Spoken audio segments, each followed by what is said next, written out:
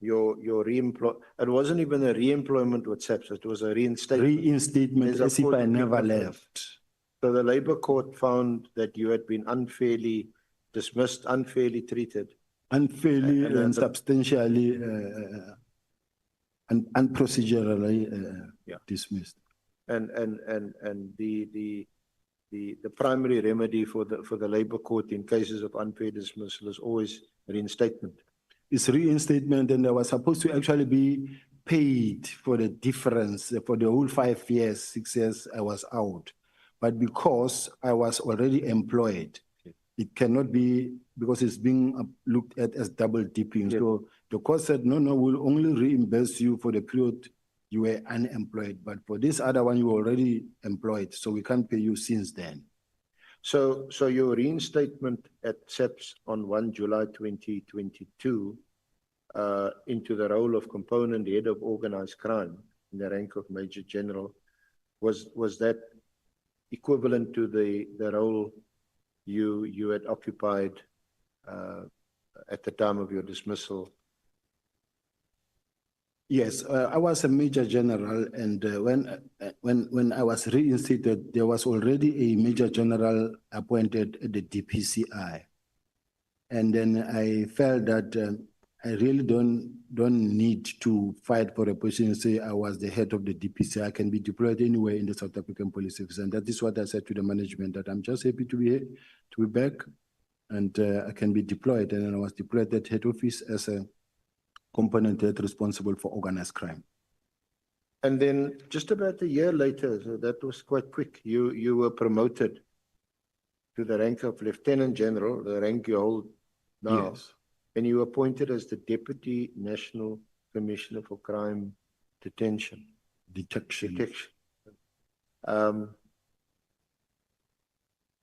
Who appointed you? The National Commissioner.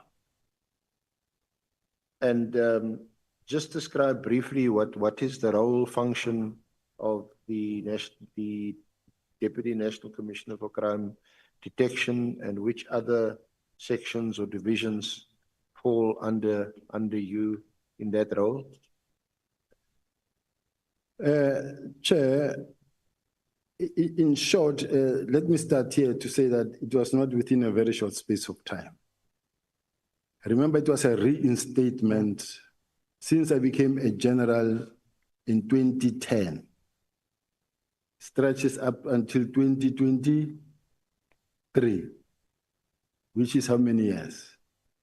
From 2010 to 2023. 13 years. I was a general, Major General. That's when I got promoted to. So it's quite a number of years. And my job is as a Deputy National Commissioner, in short, is to provide executive direction on crime detection matters within the SAPS. And my functions include to ensure the strategic direction of on the effective investigation of crime on all levels of intelligence service for the South African Police Service.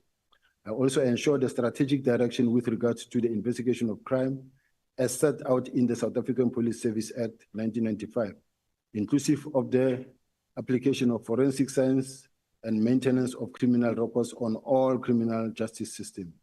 I ensure strategic direction with regard to the investigation of crime within the detectives.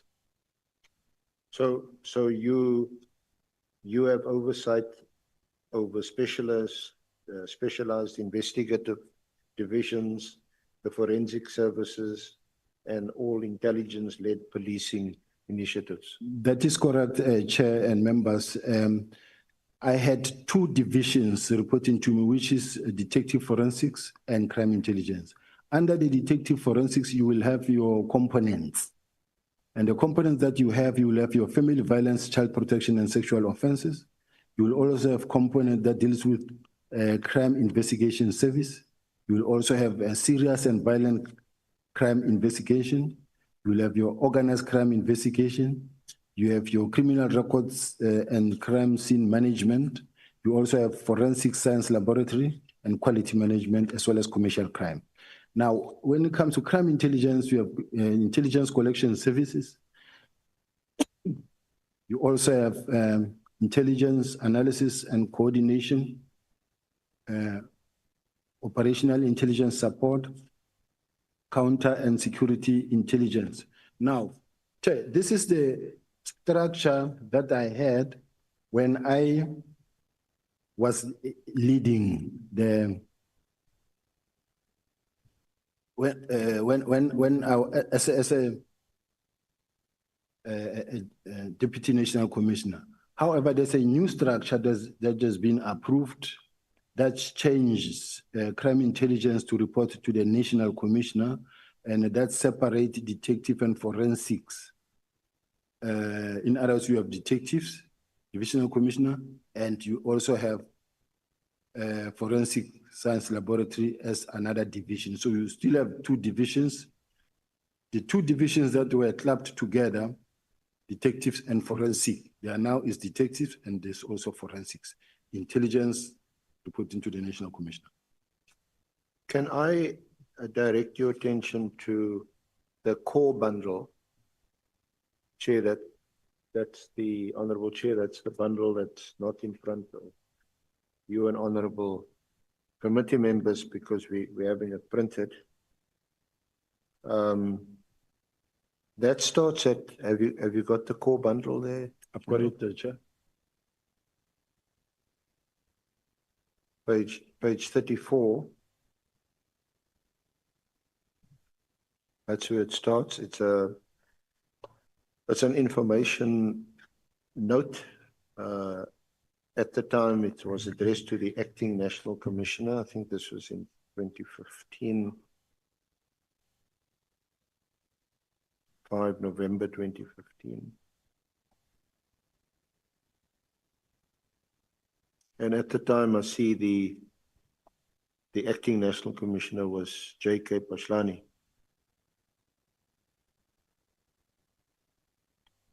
Can I ask you to turn to page 39 and 40?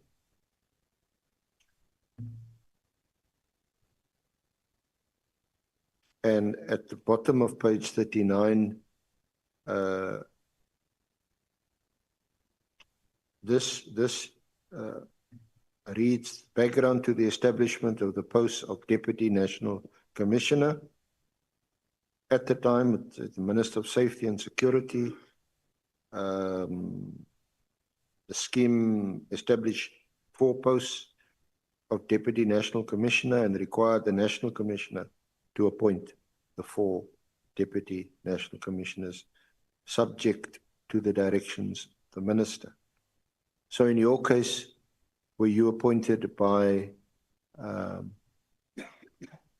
National Commissioner Masemola? That is correct, Chair. And that would have been at the time when the Minister was Minister Pktt. That is correct, Chair. Your appointment, was there any particular process that was followed? Is the normal process that is being followed in the appointment of all senior managers that are at head office. You apply?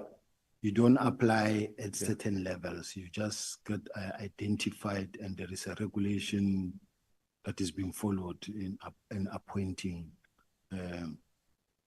such senior managers. So were you, must it be the case that you were identified by the National Commissioner Masemola at the time? That is correct. As suited for this job? That is correct. And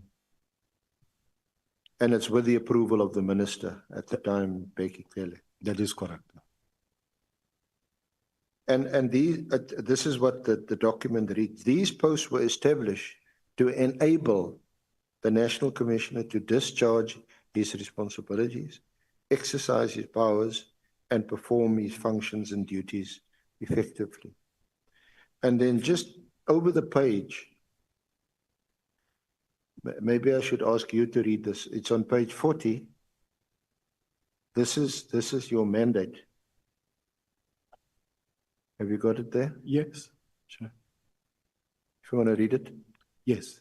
The responsibilities, powers, functions, and duties of the National Commissioner that are related to one another and related to the same environment were grouped together in different groups in terms of the scheme. A Deputy National Commissioner was appointed in respect of each environment to discharge the responsibilities, exercise the powers, and perform the functions and duties of the National Commissioner on behalf of the National Commissioner in respect of the specific environment for which he or she was appointed in accordance with the national policing policy determined by the Minister of Police and subject to any direction issued by the Minister of Police and subject to the command and control of the National Commissioner. So how do you interpret that? And we'll deal a bit in more detail with the Minister's directive.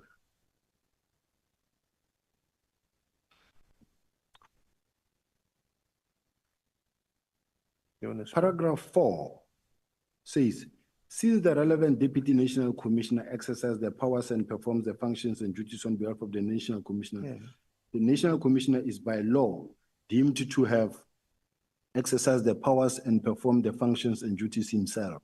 All members, including divisional commissioners and provincial commissioners, are accordingly bound thereby.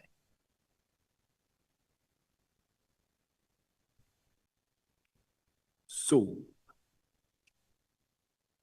in terms of delegation number 1 of the document entitled Delegation of Powers and Authorization to Perform Duties, the Deputy National Commissioner, South African Police Service, approved on 19 January 2012 and issued by means of Consolidation Notice 3 of 2012, the powers to perform any legal act for the service or act in any legal capacity on behalf of the service was delegated to a functionary at the level of Deputy National Commissioner. This means that a Deputy National Commissioner may exercise any act that has legal consequences for the service within his or her sphere of responsibility.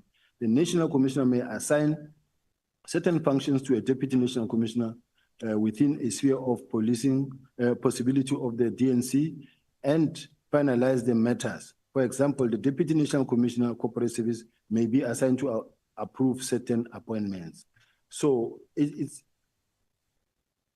is the document that gives powers to the appointment of the Deputy National Commissioner, and it specifies the functions of the Deputy National Commissioner because, as was mentioned by the previous witness, General Mkwanazi, he said if the National Commissioner is alone, and for him to be able to run the whole country alone, it will be a much impossible task. So the structure allows for the National Commissioner to appoint some managers that will be able to assist him to run the country. The same applies to in the province. You also have a provincial commissioner who will have deputy provincial commissioners. At head office nationally, you will have the national commissioner who will have deputy national commissioners. Thank you, Chair. So in relation to the let me use the language of the mandate, in relation to the responsibilities and functions in respect of the specific environment for which you were appointed in terms of this policy, and that would be national crime detection, forensic services, and intelligence-led policing initiatives. You had full authority to exercise those powers for and on behalf of the National Commissioner. That is correct. Is that your understanding? Yes. Although it does say in this subparagraph 6 on page 41 of the core bundle that despite these delegations, the National Commissioner retains the power that is correct to perform functions and duties himself or overturn any decision taken by the relevant Deputy National Commissioner in the exercise of such powers. That is correct. That is correct. Now, although 7 goes on to refer to certain powers that may not be delegated, that relates to him being the accounting officer, such as the power to cordon off an area and the power to suspend without remuneration, that you don't have those powers. But all the other powers of the National Commissioner, you may exercise it, provided it falls within your sphere of responsibility. Yes, for an example, I cannot wake up tomorrow and employ a certain person. It's not within my powers. I cannot wake up tomorrow and establish a unit without having discussed with the National Commissioner. There are things that you can do. There are things that you cannot do that falls within your powers, and you can't accept the powers of the National Commissioner at any given moment. Operationally, you can run the way you can, but there comes a point where you need to go sit down with him and say, National Commissioner, I was thinking of doing 1, 2, 3, 4. Will you be comfortable with it? And then he will say yes or no. Once he say no, it's no. So within your sphere or those 3 spheres of responsibility, where would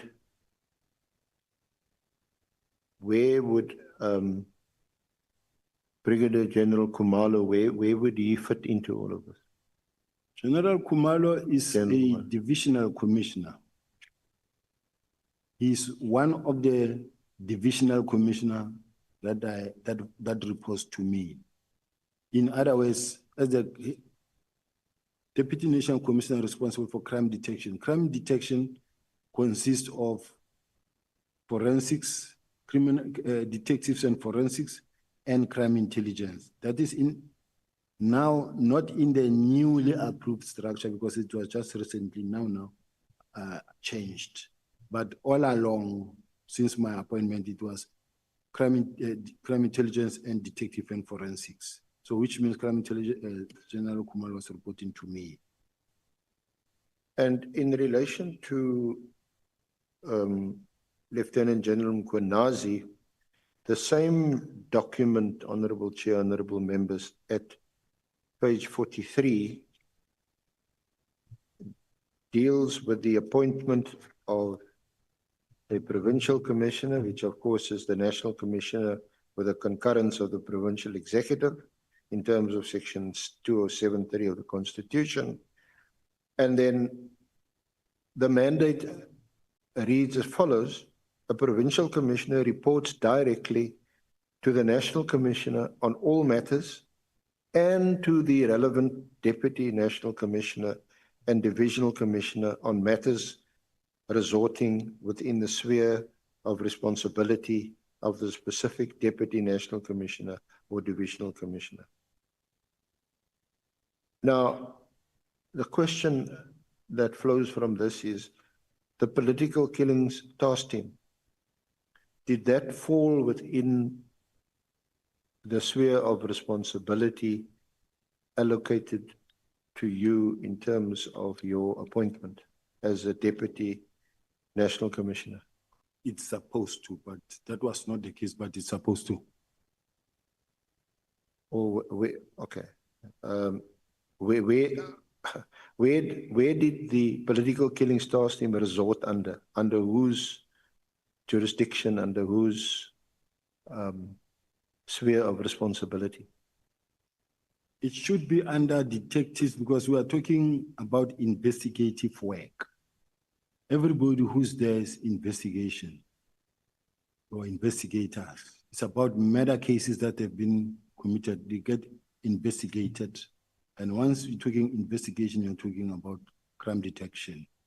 But in this case, there was a different,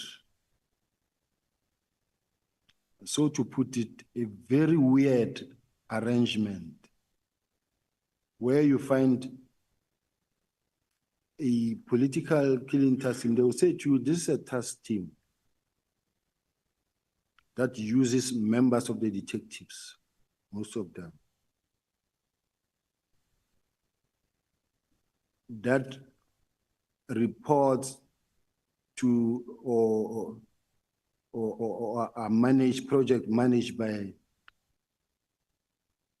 Lieutenant General Khumalo, who is in crime intelligence. And that also reports to the provincial commissioner.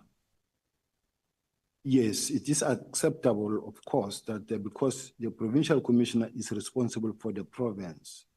In other words, the provincial commissioner is responsible for crime and policing in the province.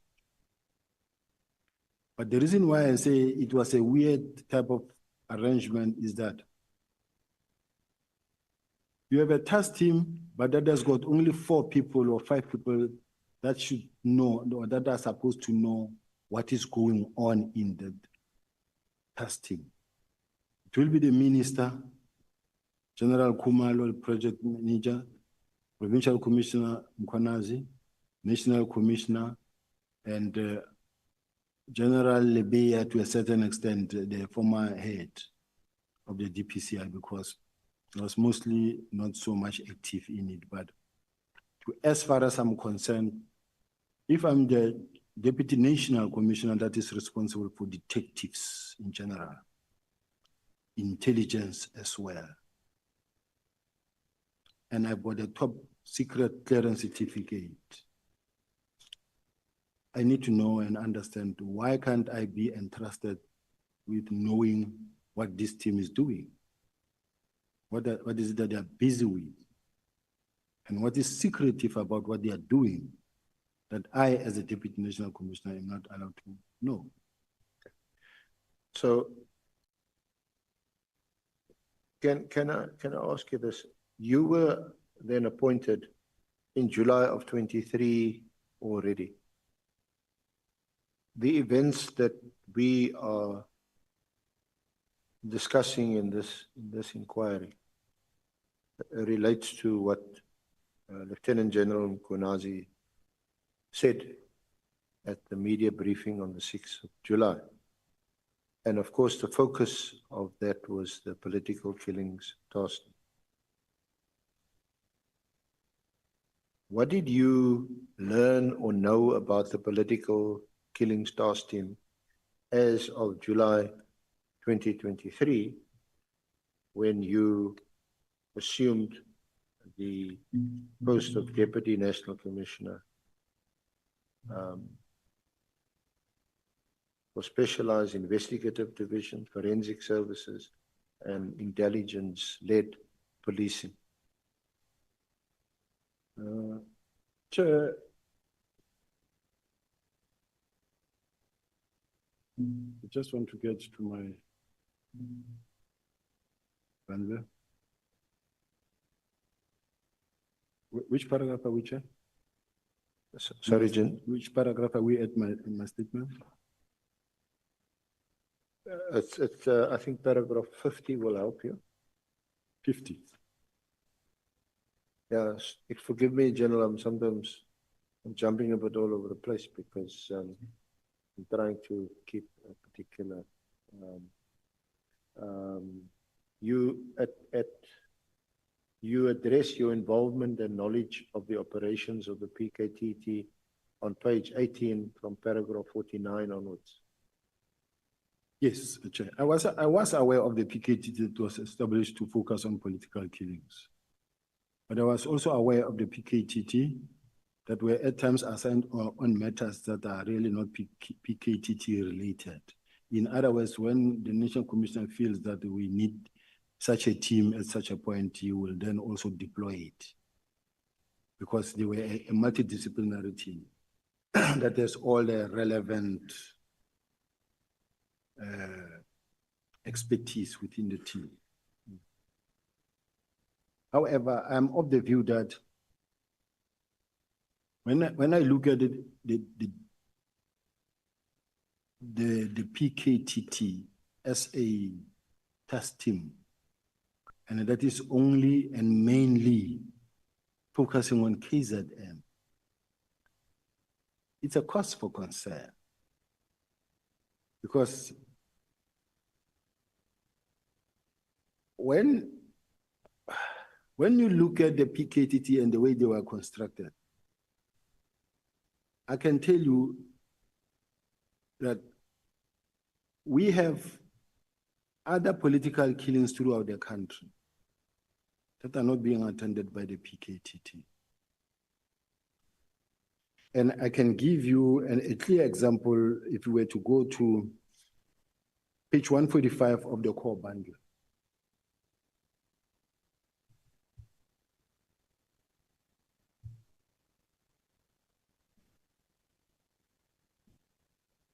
When you look at the key, when you look at, Sorry, General. Yeah, just Honorable Chair, Honorable Member, just to remind you again, this reference to the core bundle is the bundle you don't have before you. Will be made available. The reference here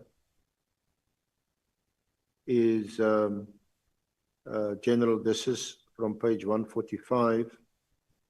This is an information note which is dated, it runs to 148. It's dated the 4th of January 2024. that is correct. Sorry? The Honorable Chair, I believe the bundle is available on SharePoint for those who can access SharePoint. Oh, it is now in front of the honorable members. So I'm referring to page 144 of the core bundle. We call it the core bundle. There's two. There's a bundle that's attached to the statement, and then there's another separate bundle, which is a core bundle. That's the bundle we received from General Sabia's team yesterday.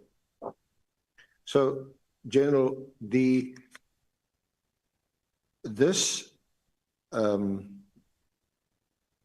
document is submitted by you on the 4th of January 2024, and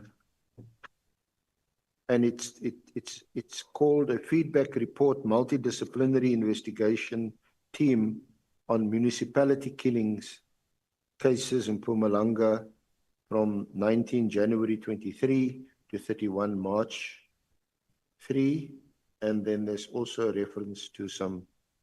So what was the purpose of this document?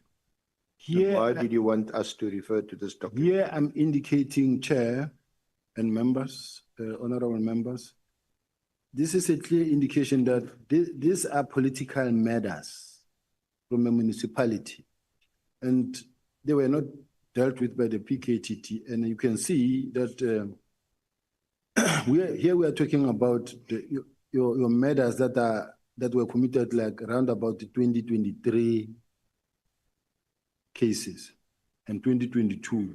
Now I'm looking at, it says on the 19th of January 2023, a national office established a task team to assist on the matter. The purpose was to assist on the investigation in all political matters at the Mpumalanga province. The task team comprised of 4 members, namely, I'm not going to mention the names of the members, and the docket collected and investigated are as follows. We have Mzinoni case number 09/05/20. Okay, if we can just go through. It's Mzinoni, Pktt, or Mzinoni, just Pinar, Tonga.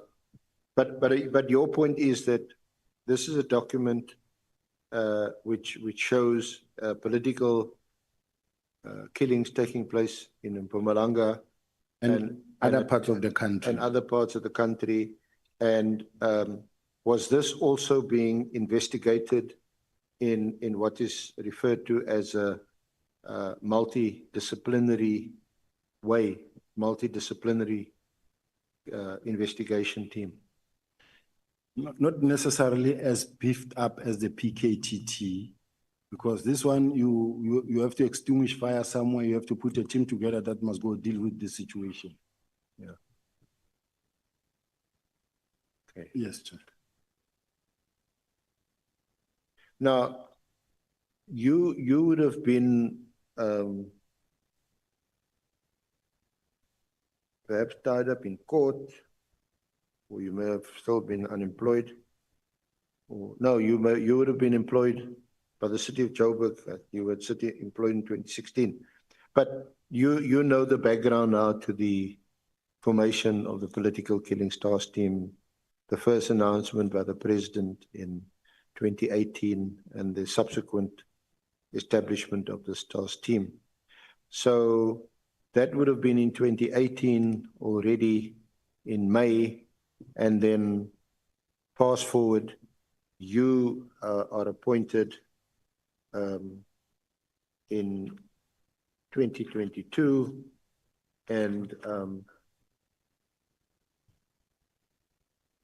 when you come into office, this task team has now been established. Now, you would have attended these, I think they, how many times a year? 4 times a year, the Board of Commissioners meetings. The Board of Commissioners meetings, yes, I attended. You would, because even though it's the statute says it's National Commissioner and the Provincial Commissioners, we understand from General Masamola that other deputy National Commissioners also attended that meeting. Yes, if the National Commissioner is not there, I have chaired 2 of those meetings. So, so my question is, were political killing stars team matters, were they ever discussed at any of these meetings? No, I don't remember discussing political killings. I don't remember discussing, unless maybe something that slipped my mind. But in those meetings, in the Board of Commissioners meeting, there are a lot of issues that are being discussed there. And it is possible that you will have a topic where such is being discussed, unless maybe something that has slipped my mind. Or maybe tell us what would typically be on the agenda of these Board of Commissioners meetings? Surely matters of national importance. Yeah, it's matters of national importance where the National Commissioner needs to consult with the Provincial Commissioners. And then as the top management of the police, then the decision is taken there. And then once the Board of Commissioners, especially the Provincial Commissioner, also are buying into what is being discussed there, then there are those that passes, there are those that get returned for clarification, but mostly you find that once it is being discussed and approved there, then it's approved. So as the Section 10, I think, of the Police Act says, it's not a decision-making body, but it's a consultative body. That's correct. And where you discuss matters of cooperation. That's correct. So that you don't cross your lines, stay in your lane, that kind of thing. Now, did Lieutenant General Mkwanazi at any stage, to your recollection, raise the issue of the political killing stars teams at such a forum? Chair, I've never had an opportunity to be favored with the minutes of the meetings, but I don't remember him raising it in a forum like that. I don't remember that part.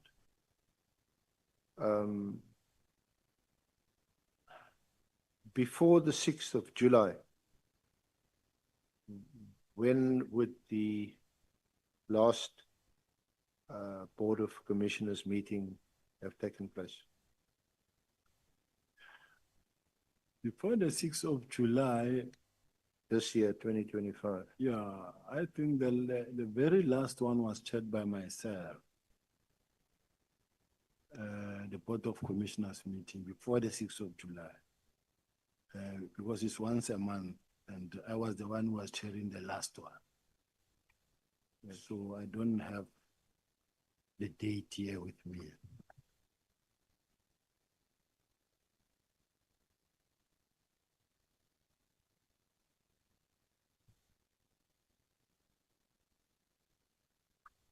Now,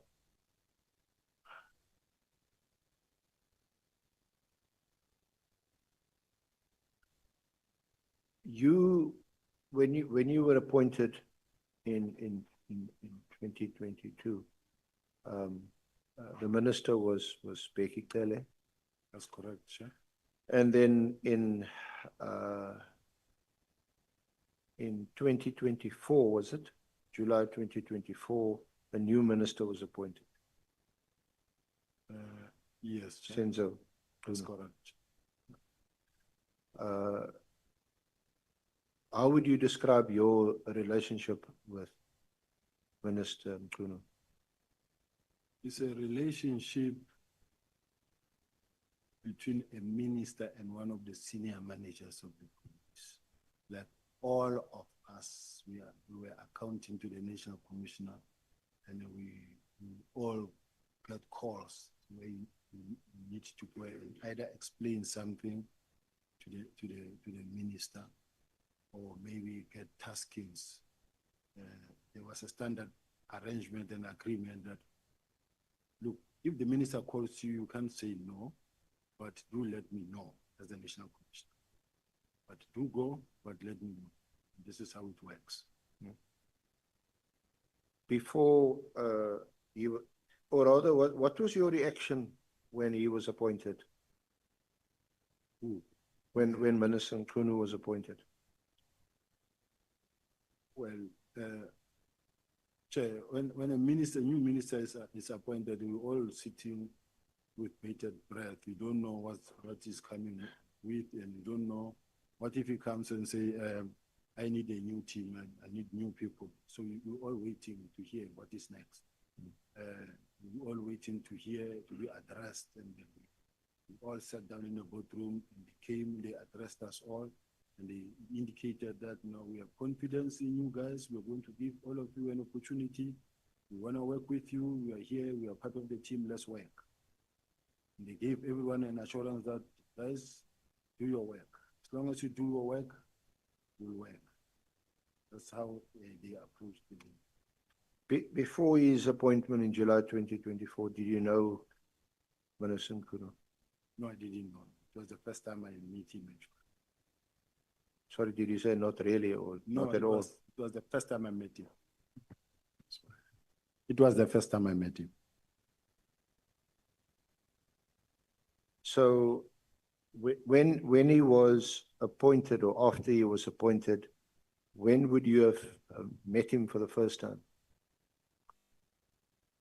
There was a meeting that was arranged at the boardroom of the minister, the top management of the police, where we went. It was the deputy ministers and the national commissioner and the deputies.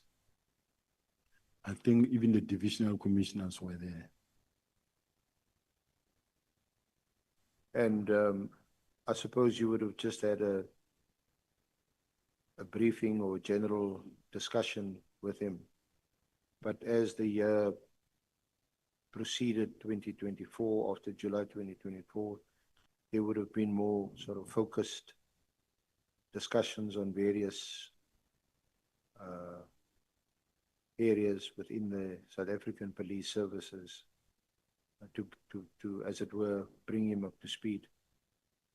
Yeah, as they gained momentum, and with all the deputies as well, according to their responsibilities, we began to gain speed. And as we gain speed, you get more engaged in a lot of different issues. There was a number of issues like the the signing of the memorandum of understanding with the stakeholders. It will be a lot of meetings with the people like the cash industry. Why do we have cash in transit? Why do we have this? And let's meet these ones. Let's meet with the metros. Let's do this. Let's do that. So there's a whole lot of things that were taking place with the minister and the national commissioner, the whole management. Did you in any of these engagements discuss the political killings task team? No, because to me, the political task team, I was not involved in the political task team. So it was a door that was closed that we never really worried ourselves with going forward. So someone like Lieutenant General, the Lieutenant General, Major General, Khumalo. Khumalo is a lieutenant general. We've got the major general as well, and we've got the lieutenant general, lieutenant colonel. So Lieutenant General Khumalo, who, in terms of the document, delegation of authorities, powers, functions document, and the SEPS organogram, he resorts under you as the Deputy National Commissioner. Then, did he ever account to you about what the political killings task team was doing? no. There's only one time where he wrote a letter requesting for a meeting with the following senior managers. Then he named them all. And the purpose was to say, look, he was in need of resources, detectives, because apparently some of the detectives that he used to use, they went back to their respective stations. So he read a letter wherein he was actually asking for a meeting. It was the very first time I attended that meeting. I think I once attended another one in KZN. I'm not so sure about it, but I've never participated. If ever I attended a meeting, it's 1 or 2 times. Is that one? This other one was more about the resources, but that one, it was the first time I attended. I think the minister was there, and even the national commissioner confirmed it and said that there's one meeting that he attended, but the rest I never attended. And what was your relationship with Mkwanazi, Lieutenant General Mkwanazi? I must say I've had a good working relationship with General Mkwanazi for years, and there was no issue at all. The only issue came just after the arrest of AKA. It came just after the arrest of AKA. I participated in the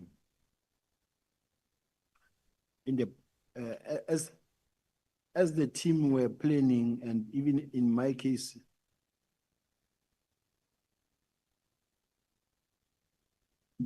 okay, Honorable Ngola.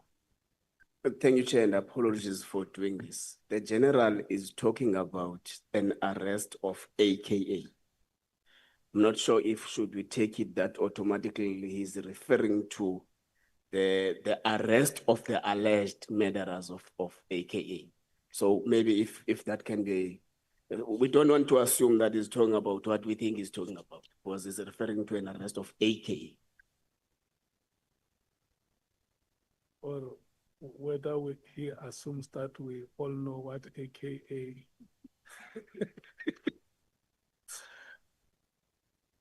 my apology, Chair and member. We're not joking about it. It's a very sensitive matter. We just saying that for the purpose of our records. If we can say everything for what it is. Yeah. Thank you, Chair, and my apology, honorable members. Nothing. Sure, I would do honestly.